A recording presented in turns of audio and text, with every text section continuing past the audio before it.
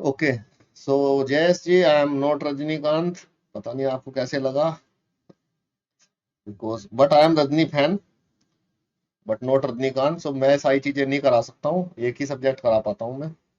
Okay, so now let's start with this chapter 12. The name of this chapter is linear programming, and this chapter contain 5 marks in the board examination, right? And this chapter is in term 1 this time. So basically what we are going to study in this chapter is, so let me introduce the name of that words. Introduction, we will do related terminology such as we studied about what is constraint, what is objective function, how to optimization, different type of linear programming problems, graphical method of solution in two variable. graphical method हम लोग देखेंगे, that we have done in class 11th में जो आपने chapter 6 पढ़ा था, linear inequalities. This is little bit similar with that chapter. And the graph we have drawn, learn how to draw the graph from the linear inequality in class 11th. That is completely used in this chapter here, right? And feasible and infeasible reason, feasible and infeasible reason, bounded and unbounded reason we will discuss here, feasible and infeasible solutions, feasible reasons के बारे में देखेंगे, और infeasible reason क्या होता है ये हम लोग पढ़ने वाले हैं इसमें. feasible और infeasible solution के बारे में पढ़ने वाले हैं, and optimal feasible solution up to 3 non-trivial constants. up to 3 non-trivial constants. So we will study about constants क्या होता है, और 3 constants वहां पे बनेंगे. अप टू 3 constants, ज्यादा भी बन सकते हैं. And the major contribution of in this linear programming problem is of this person. The name of this person is L Kantrovich. इनका फोटो आपको मैंने सोचा फोटो दिखा देता हूं. जो लीनियर प्रोग्रामिंग में contribution, he has a lot of contribution, L Kantorovich. अगर आप इनके बारे में जानना चाहते हैं तो you have to search about him by yourself. I am not going to discuss about him, right? So now let's move forward. uh, Look at this line written by जी पोयला. जी पोयला, जी पोयला जी ने एक बड़ी अच्छी लाइन यहाँ पे बताई. ये हमारी एनसीईआरटी की बुक में लिखी हुई है, सो मैंने सोचा आप लोगों को भी बता दूं. Mathematical experience of a student is incomplete, ये आप लोगों के लिए लिखी हुई है, for the student. If he never had the opportunity to solve a problem invented by himself. I hope this line is clear to you. So invent the problem and solve it by yourself. I am not saying that. This is said by G. Poila.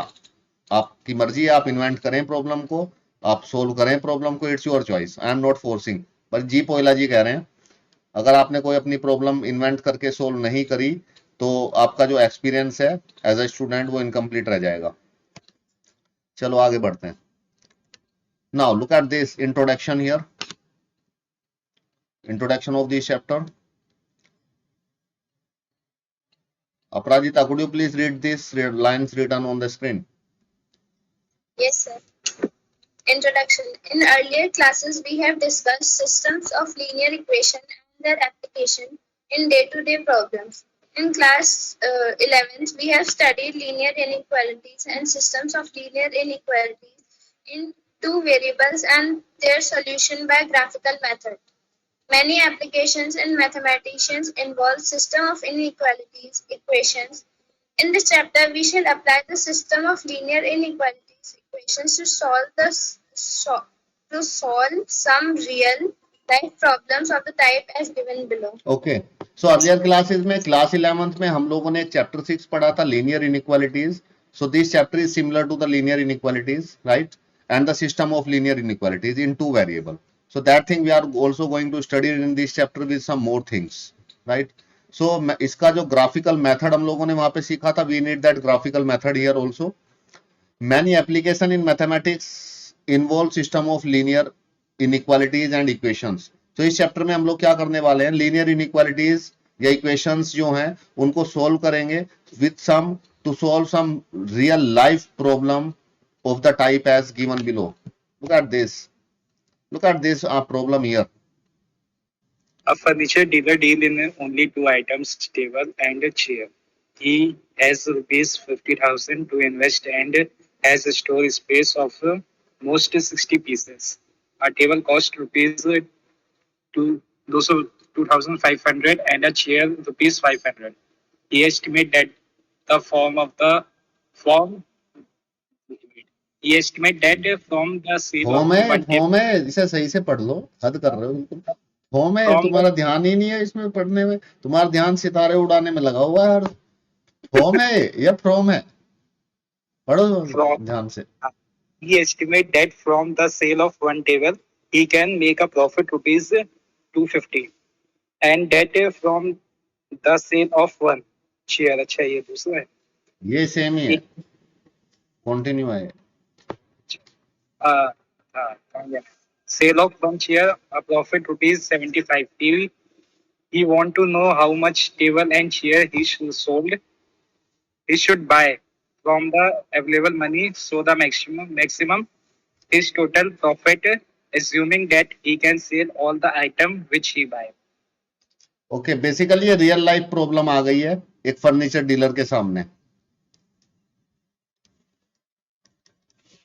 और इस problem को furniture dealer, इस problem को, उसकी problem को आप solve कर सकते हैं अगर आपको चैप्टर 12 आता है। प्रॉब्लम क्या आ गई है, फर्नीचर डीलर के पास है 50,000 रुपीज इन्वेस्ट करने हैं। कहां पे, उसको ज्यादा से ज्यादा टेबल और चेयर्स फर्नीचर, उसको 2 आइटम परचेज करने हैं तो इन्वेस्ट, इसमें इन्वेस्ट करने के लिए स्टोरेज स्पेस उसके पास ज्यादा से ज्यादा 60 पीस वो स्टोर कर सकता है, इससे ज्यादा उसके पास स्टोरेज नहीं है, राइट। 60 पीसेस से ज्यादा स्टोरेज नहीं है वहां पे। अब एक टेबल की कॉस्ट कितनी है, 2500 रुपए, 200 ऐसे बोल सकते हैं इसको, 200 आप बोलना चाह रहे थे, 200 प्लस 2300 और we can say that 2500। A chair 500 रुपए की एक चेयर है और 2500 रुपए की टेबल है, ठीक है। अब वो मैक्सिमम 60 पीस स्टोर कर सकता है, 50,000 रुपए उसके सामने है, उसके पास है, जो उसको इन्वेस्ट करने हैं। He estimate that for sale of one table पे उसको प्रॉफिट 250 रुपए मिलता है और वन चेयर पे उसको प्रॉफिट 75 रुपीज मिलता है, राइट। प्रॉफिट टेबल पे 250 रुपए और चेयर पे 75 rupees. He want to know, उसको जानना है कि how many tables and chairs he should buy from the available money so as to maximize his profit assuming that he can sell all the items which he buy. अब उसको 50,000 rupees, suppose if you are put yourself at the place of this dealer and you are sitting that, suppose for a time being you are the furniture dealer, आप furniture dealer हैं, आपके पास 50,000 रुपए हैं, आपके पास storage है 60 chair और tables को रखने की। एक चेयर टेबल 2500 रुपए की है, चेयर 500 रुपए की है, टेबल पे प्रॉफिट 250 है, चेयर पे प्रॉफिट 75 है। तो कितनी टेबल और चेयर आप परचेज करेंगे उनको बेचने के लिए, उसको कितनी टेबल और चेयर बाय करनी चाहिए कि उसको प्रॉफिट मैक्सिमम आए, मैक्सिमम प्रॉफिट आए। कैसे पता करेगा वो, anyone would you please tell me how, उसको पता कैसे लगेगा कितनी चेयर लूं, कितनी टेबल लूं कि मेरा प्रॉफिट मैक्सिमम हो जाए? बता सकते हैं कैसे पता लगेगा?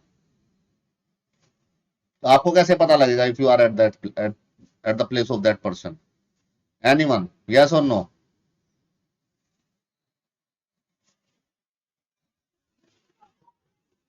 पांच तक गिनता हूं मैं, किसी को बताना हो तो बता दीजिएगा, वरना मैं सोचूंगा आप लोग नहीं बताना चाहते हैं। 1 2 3 4 5। ओके, आप सब फर्नीचर डीलर हैं, अभी आपको ये नहीं निकालना आ रहा है तो आपको प्रॉफिट नहीं होगा। इसके लिए कैसे पता लगेगा, इसके लिए उसको क्लास 12 करनी होगी और क्लास 12 का चैप्टर 12 करना होगा, लीनियर प्रोग्रामिंग प्रॉब्लम्स, ठीक है।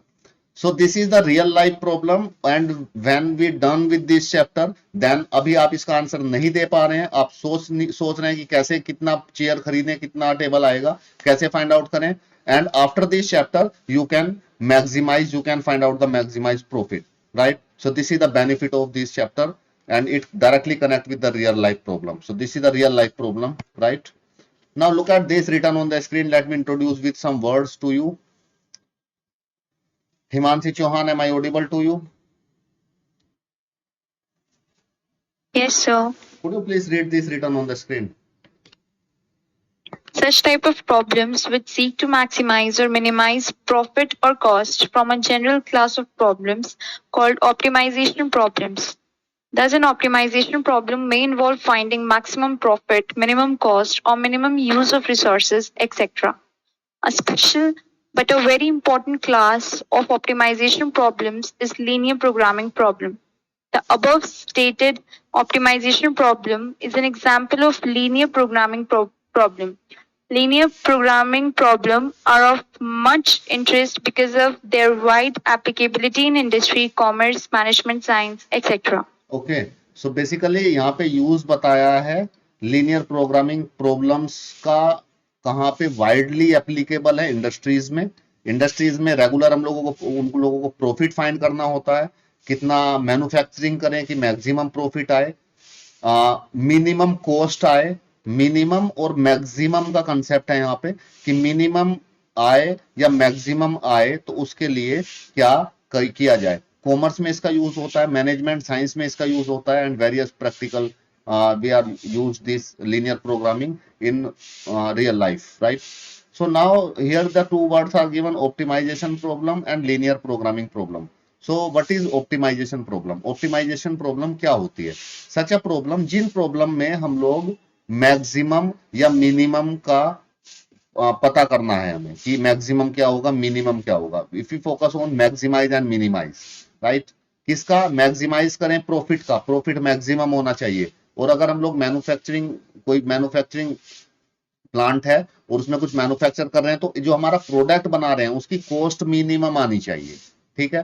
Form a general class of problem, इस तरह की प्रॉब्लम जिसमें मैक्सिमम प्रॉफिट, मिनिमाइज कॉस्ट, इस तरह की प्रॉब्लम्स को ऑप्टिमाइजेशन प्रॉब्लम बोलते हैं, right.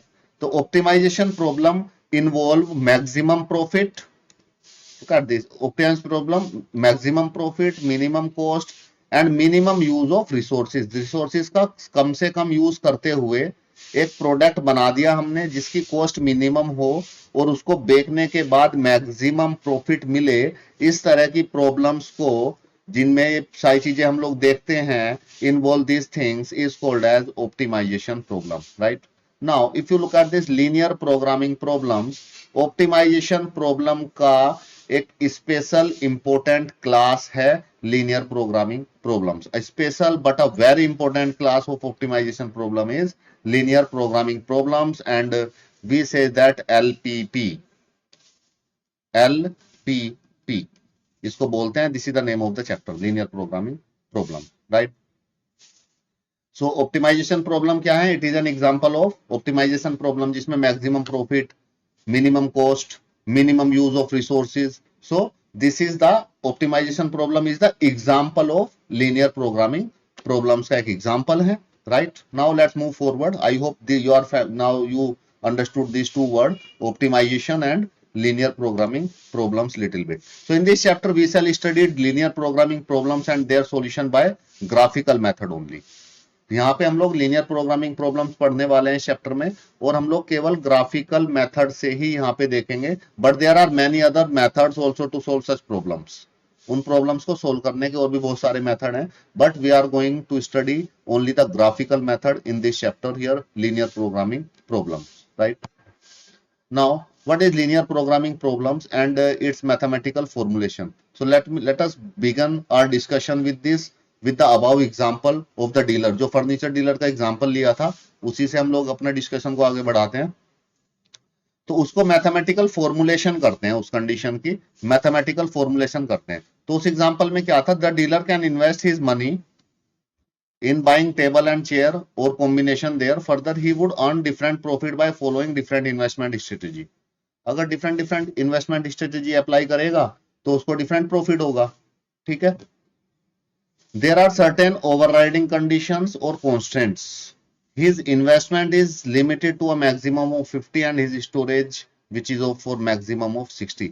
What is constraint? Let me tell you about this word constraint. Constraints क्या होती है? Overriding conditions को constraint बोलते हैं। अब ये ओवरराइडिंग कंडीशन क्या होती है? Let me explain this with the help of example. उसके पास मैक्सिमम कितने रुपए थे इन्वेस्ट करने के लिए? 50,000 रुपीज थे, राइट। सो अगर मैं 50,000 को एक्स से डिनोट कर लिया मैंने, suppose x is the amount he has to invest in the table and chair, तो एक्स क्या होगा? एक्स वो 50,000 के इक्वली इन्वेस्ट करेगा, ठीक है, या क्या करेगा 50,000 से कम भी कर सकता है। क्या 50,000 से ज्यादा इन्वेस्ट कर सकता है अगर उसके पास 50,000 ही रुपीज है? नहीं नो कर सर। सकता है। रुपए ही 50,000 है तो 50,000 खर्च कर देगा या 50,000 से कम। So this thing is called as, this linear inequality is called as constant share. जो लीनियर इनइक्वालिटी होती है, जैसे वाई मैंने लिया कि उसके पास जो स्टोरेज है वो स्टोरेज 60 की है, एट मोस्ट 60, ज्यादा से ज्यादा 60 टेबल और चेयर रख सकता है। तो y क्या होगा, y क्या होना चाहिए 60 से कम। So this y is the space, so it is less than 60, वो 60 से कम होना चाहिए। डिग्री लगा दिया मैंने, it must be less than 60। So this overriding conditions, ये ओवरराइडिंग कंडीशंस हैं, right. This is called as, इनको कांस्टेंट्स बोलते हैं, right. I hope this constant is little bit clear to you, the word constant. तो constant जो chapter 6 में 11th class में जो लीनियर इनइक्वालिटीज पढ़ी थी हम लोगों ने, जो लीनियर इनइक्वालिटीज हैं जिसमें ग्रेटर देन और लेस देन और ग्रेटर देन और इक्वल टू और लेस देन इक्वल टू का साइन आता है, उन्हीं को हम लोग कांस्टेंट्स बोलते हैं और उनको ओवरराइडिंग कंडीशंस भी बोलते हैं, right. Suppose he decide to buy a table and no chair, he can buy, उसको कोई भी चेयर नहीं खरीदनी, टेबल खरीदनी है। टेबल की कॉस्ट कितनी थी 50,000 रुपीज, टेबल की कॉस्ट थी 2500 रुपीज और टोटल कितने रुपए थे 50,000। तो कितनी टेबल आएंगी 20 टेबल, ठीक है। एक टेबल पे प्रॉफिट कितना है 250 रुपए, तो 20 पे कितना होगा 5,000 रुपए का प्रॉफिट होगा, ठीक है। और अगर उसने suppose he choose to buy chair only and no table, उसने चेयर खरीदी, कोई भी टेबल नहीं खरीदी, विद हिज कैपिटल ऑफ 50,000 कितनी चेयर खरीदेगा वो 50,000 रुपए में। अगर एक चेयर 500 रुपए की है तो 100 चेयर खरीद सकता है। बट 100 चेयर खरीद तो लेगा, रखेगा कहां मेरे सर पे। कितनी स्टोरेज है उसके पास 60 की तो स्टोरेज है, तो चेयर तो 100 खरीद नहीं सकता, राइट। सो खरीदेगा तो 40 चेयर उसको मेरे सर पे रखनी पड़ेगी। He force to buy only 60 chairs which will be given him a profit of, अगर वो केवल चेयर खरीदता है तो वो 100 चेयर खरीद सकता है, लेकिन उसको खरीदनी कितनी पड़ेंगी 60, क्योंकि my head is not free to put the chairs now, अभी फ्री नहीं है, बाल आ गए हैं, which will give him a total profit. तो 60 चेयर खरीदेगा, एक चेयर पे प्रॉफिट 75 रुपीज है, तो कितना प्रॉफिट होगा 4500 रुपए। तो क्या खरीदने चाहिए उसे 60 चेयर या 60 टेबल, बताइए। Sir table. Sir table.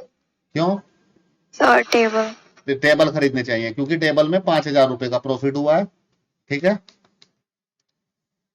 Table में प्रॉफिट हुआ है 5,000 रुपए का, अच्छा टेबल खरीद रहे हैं। और चेयर में प्रॉफिट हो रहा है 4,500 रुपए का।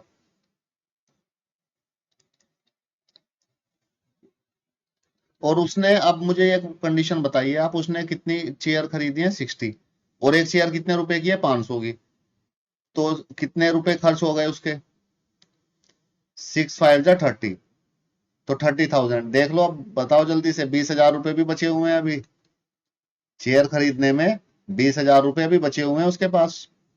30,000 की ही स्पेस की चेयर आ गई है, किसमें क्या खरीदें बताओ जल्दी से, टेबल ले लें या 20,000 रुपए जेब में रखें और 4,500 रुपए का प्रॉफिट ले लें।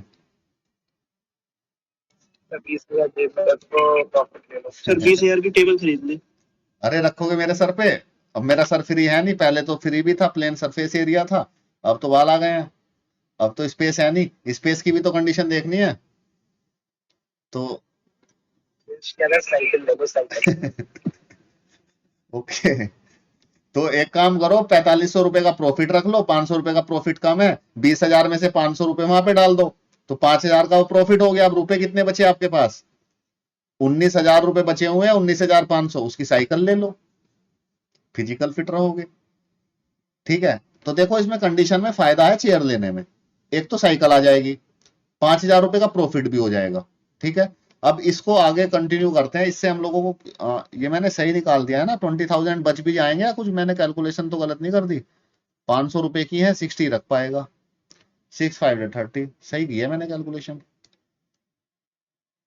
तो देखो अगर मैं होता तो यही होता, इसमें ये 20,000 रुपीज बचे हुए, 500 इसमें डाल दो तो प्रॉफिट भी उतना ही आ गया और एक साइकिल ले आता मैं। चलो आगे चलते हैं। There are many other possibilities, क्या केवल यही दो पॉसिबिलिटीज हैं कि चेयर ही ले और या टेबल ही ले?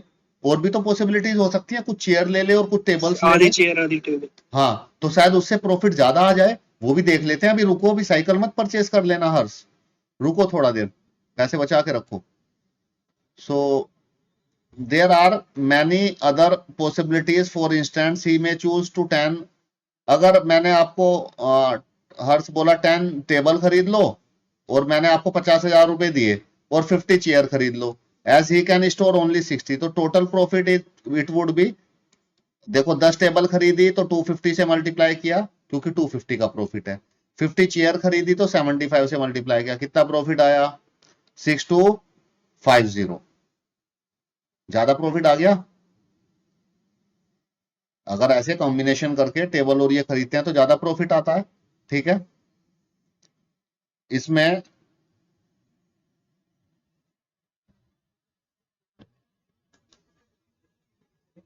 ज्यादा प्रॉफिट आ रहा है नहीं आ रहा है हर्ष?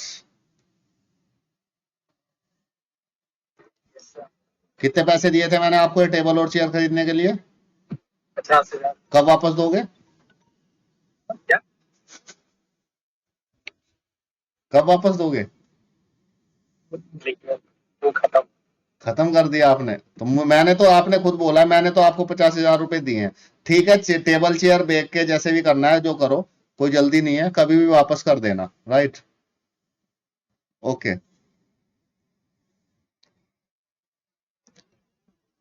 Now look at this written here. We find that the dealer can invest his money in different ways and he could earn the different profit by investing different strategies, right? Now the problem is how should he invest his money to authorize his profit, maximum profit हो? Answer for this question is, let us try to formulate the problem. Mathematically इसको formulate करते हैं problem को and then try to solve it by LPP, linear programming problems method, right? So don't worry Harsh, पिछली बार तो मैंने 1 करोड़ रुपए दे दिए थे एक बच्चे को, फिर उसने बोला हाँ मैंने कितने दिए, उसने बोला सर 1 करोड़, तो मैंने कहा वापस कब करोगे, बच्चा डर गया। तो आपका तो थोड़ा, आपको तो मैंने थोड़े से यहाँ पे बोले हैं, ठीक है। It's a joke apart, don't take it seriously and don't try to return it. Now it that's all for today, thank you all for joining, we will continue this chapter in the next class.